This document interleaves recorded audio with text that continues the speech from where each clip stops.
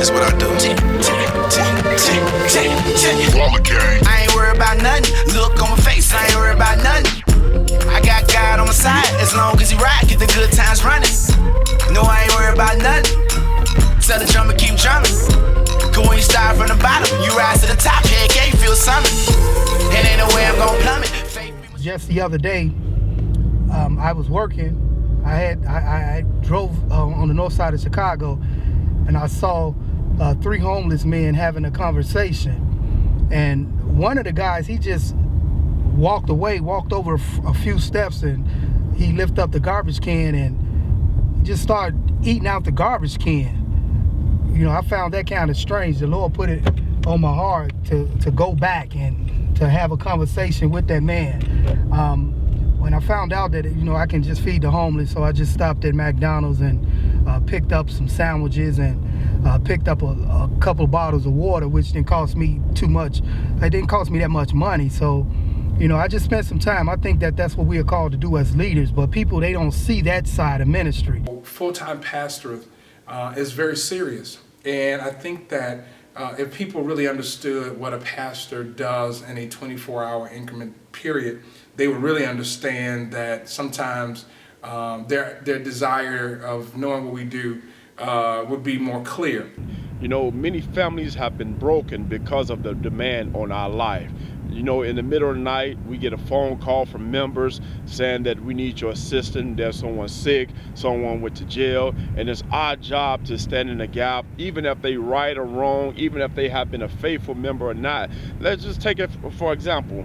This coming up this Saturday, you know, the Lord put a vision in my heart to do a thing called pregame. I play softball. I love the game of softball. I don't just like it because of just swinging a bat and running on the field, but I love it because of the brotherhood. It's many brothers from all odds of upbringing. We come together and we share this game of passion and play it from within our heart. Ministry takes a different turn because we're at a place now where there are people who don't see the need and the importance of either having a church and or a pastor. And so I think that those people have been somewhat turned away and disenchanted by religion. And so we understand that as we continue to build kingdom, build church, there are a lot of people that have a lot of legitimate concerns about church. I went to an event not too long ago where a pastor, she was being inducted in, I guess, as a pastor. The guest pastor that was there said to everyone who can afford $1,000, stand up. They stood up. So he counted them off like that. Now those that can do 500, stand up. So they stood up. Those that can do less than 500, like maybe 100 to 200, stand up. Now to the peasants, the poor people who has nothing. If you can afford whatever it is you can afford, stand up. I felt that was just so wrong. I was outdone because here's my thing is, why do you need to collect that much money? What kills me, okay, there's the tithe line, then there's the regular offering. Then all of a sudden before you leave, where's my $500 pledges? Where's my $1,000? People don't have money like that. Seriously. A lot of us don't. A lot of us are unemployed. A lot of people are getting TANF, food stamps or whatever. Okay, so now we've paid the tithes, we've gave the offering, and now you're looking for a $500 pledge or $1,000 pledge, and then you got these preachers that they want the building fund. The building fund has been going on for 30 years. Where is the new sanctuary? Right. Okay, you want all this money, but then when I call the church and I need some food, you got a $30 voucher? Really? When you're at a mega church, you don't have that one-on-one time with the pastor like you would have liked to, because the pastor is always speaking to the general masses. You don't have that. He don't have a set office hours where members can come in and speak to him. It's kind of like you gotta see him as you see him, talk to him as you see him. You know, case in point, one example was when I was at my church. I wanted to shake my pastor's hand. He walked right by me like he didn't see me. I've recognized over years in ministry the difficulties of the senior pastor role. I do believe that the parishioners are not in a place to understand completely what it takes to run a church. When they come in, the building is clean, songs are sung, pastor is preaching, but they don't see the behind the scenes activity that it takes to make that happen. I often tell staff that we live for the weekend, and what we do behind the scenes Monday through Friday makes Sunday happen.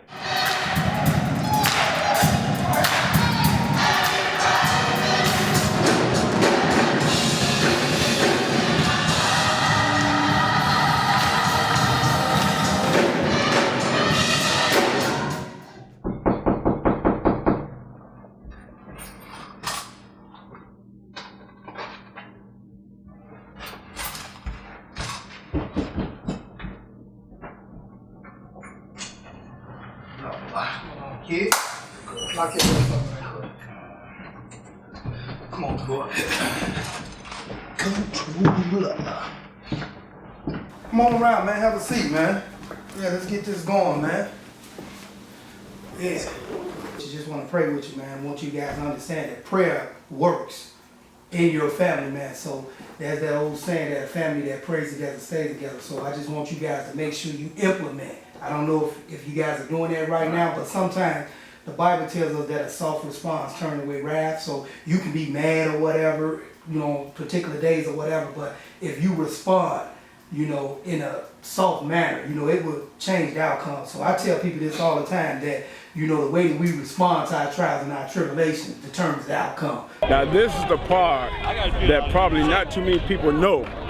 Not only are we in the church, not only we been behind the pulpit, not only are we behind the podium, not only we was in the kitchen as you seen, this is where we at on the softball field.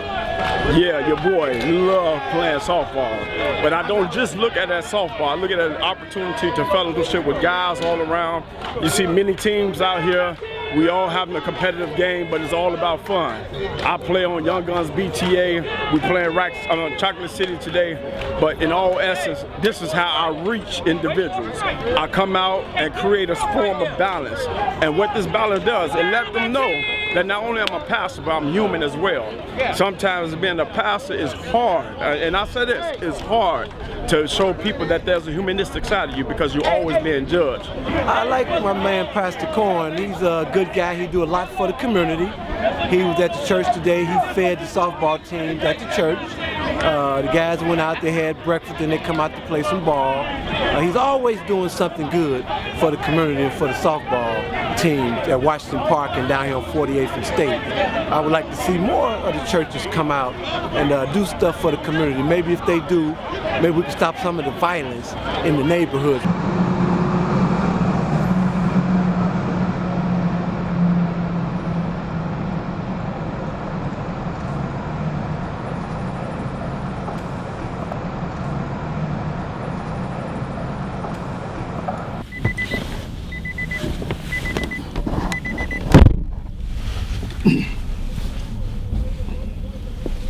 Once again, I'm up here early on Sunday mornings, right before worship service.